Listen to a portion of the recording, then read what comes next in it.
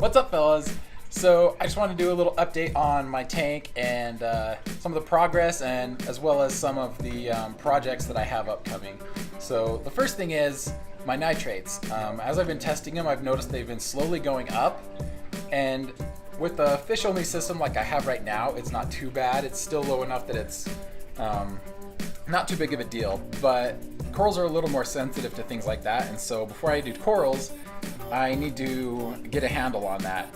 And I know there's some products you can do to put in your tank that will help reduce nitrates, but that doesn't really address the core problem. That's just kind of a short-term fix, because if you don't fix the main issue, it's just going to keep going up and you're just going to keep fighting it to get it back down. So the first thing I looked at was my feeding habits. Giving your fish too much food obviously will increase nitrates. So I checked out my auto feeder first. Now I got this because I go to work really early in the morning and I go before the lights come on my tank, and so I needed something to feed my fish. Even though I like to feed them myself and watch them eat, make sure they're all doing okay, I needed something to take care of it in the morning for me. And this thing works great. I love this thing. But when I checked it, I noticed that the opening, it was a little too open. This thing can slide here to adjust how much you're feeding them. And so I adjusted that back. So that was the first problem. It was giving them a little too much food. Second thing is that I had it set for a feeding in the early morning as well as the early afternoon. And then in the evening I'd come home and I'd give them some flake fruit or some frozen food. And so I took off the afternoon feeding on this, so it's just feeding them in the morning, and then I'm feeding them in the evenings by hand. And that seems to be helping a bit. The other thing is down in my sump.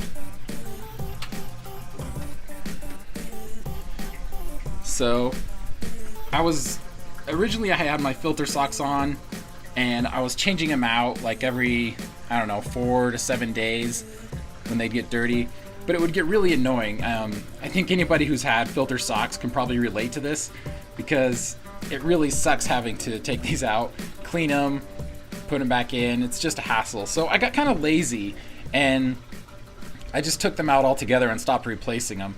But that's not catching a lot of the detritus and food and whatever, and so it's just sitting in my tank and creating nitrates. So also, if you don't switch these out often enough, if you just let them get dirty, that's gonna produce more nitrates. So I decided to put them back on and just stay on top of it. So I've been doing a lot better at that, made a habit of it. So I'm changing them out as soon as they start to get dirty and cleaning them. And then also my skimmer's doing a little bit better. I'm starting to figure out the tuning a little bit. It's a little bit more wet than I'd prefer, but doing all right. Still got to figure it out a little bit more. But I've been testing my nitrates and they've been looking a lot better. So I think these 3 things that I've implemented are helping a lot. Reducing the amount of food, and then also using the filter socks and the protein skimmer, trying to get it properly tuned. I think those 3 things are helping a lot. And also, I guess regular water changes will help too, and I've been trying to keep up on those.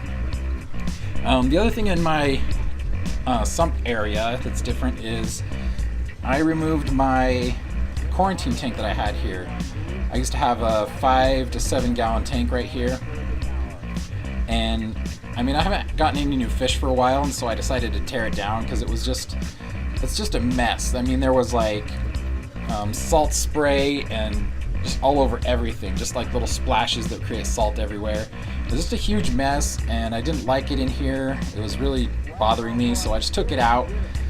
And it's kind of a small tank anyways for a quarantine tank. It was only, like I said, 5 to 7 gallons.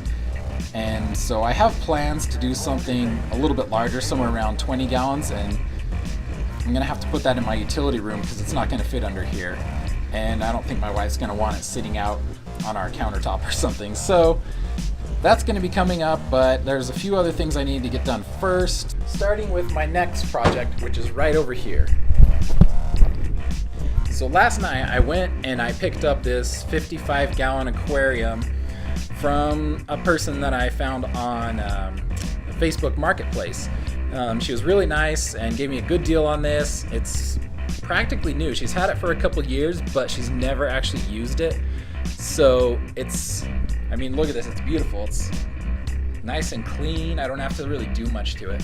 So I'm really excited for this project, but it's not going to be a new aquarium. I would love to have this as an aquarium. I want another saltwater tank, but I don't really have room for this, and my wife would probably not be too happy with me taking up more space with another aquarium. And so what I'm going to do with it is put it under here.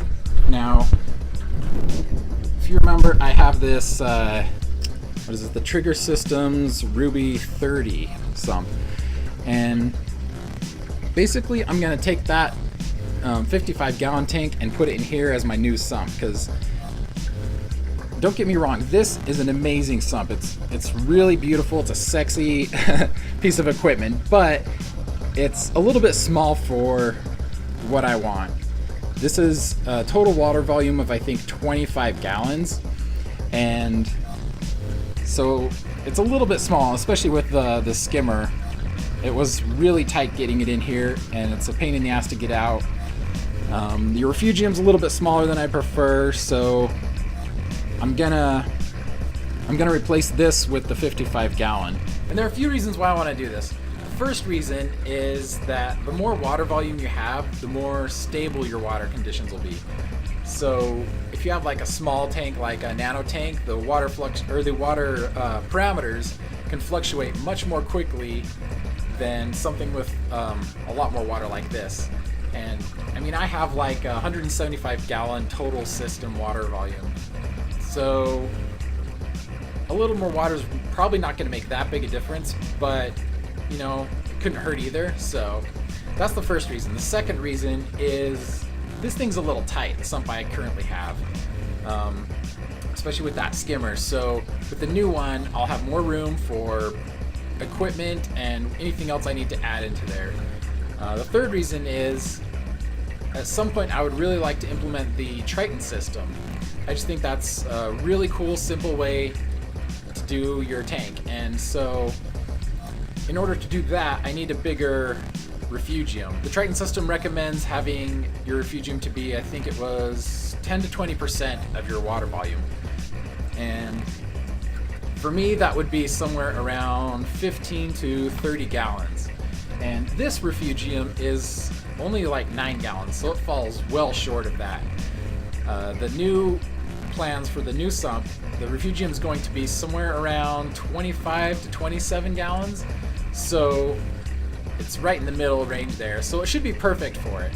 So I'm really excited to get started on that, but it's going to be a huge project, because in order for me to do that, I first have to take the equipment out of here. Got to put my heaters up in the main display, shut everything down, tear everything out, and I have to tear apart that the 55-gallon aquarium, because it's way too big to fit in here. So I have to tear it apart, slide all the pieces in here, reassemble it underneath the cabinet, which is going to be fun. And then got to do a water test after I've let the silicone cure for like 24 hours or whatever it is. And so then do my water test. If everything goes well, then I can put my equipment back in. I also have to reroute some of the plumbing because of the difference in size and everything, and then get everything back up and running. So it could take a few days without having a sump, so it makes me a little bit nervous doing this with all my fish and everything up and running, but in the long run I think it'll be better, and I don't think it'll be too big of an issue right now. Here's hoping. Just to give you a basic idea of what I'm looking at doing, this is just a quick drawing I did just to kind of illustrate my plans. So this is going to be the water that's flowing down into it. This will be my refugium section. It'll overflow this baffle, and then it'll have the skimmer come under this baffle and then down into the return section. And this is a little bit backwards from what I currently have because I have the skimmer first, then the refugium. But the reason I did it like this is because that's the way the Triton system recommends doing it. They don't want you to use filter socks. The water flows down and all the nutrients that would have been caught in the sock are going to go directly into the algae and stuff, so it's going to feed that. And then it's going to go into the skimmer. So you don't want the skimmer first because that'll pull a lot of the nutrients out that could feed the algae. And I know people do it the other way, but I'm going to try to stick with the recommended Triton system just for the best possible results. So it's a pretty simple setup I've got going on here. If you have any recommendations or changes you think I should do for this sump, just let me know in the comments, because I'd really like to hear about it, because maybe there's something I'm missing. But I just want to keep it pretty simple, so this is the plan so far. Anyways, I really gotta go. My daughter's waking up from her nap, so I gotta go take care of her. But I'm really excited for this new project. I'm hoping to get it done next weekend, but realistically it's probably not going to happen. It's probably going to take longer than I expect because that's how things always seem to go. But if you have any comments on that, put those down below. Don't forget to like and subscribe, and I'll see you guys next time. Shh. Hey, quiet. I'm working.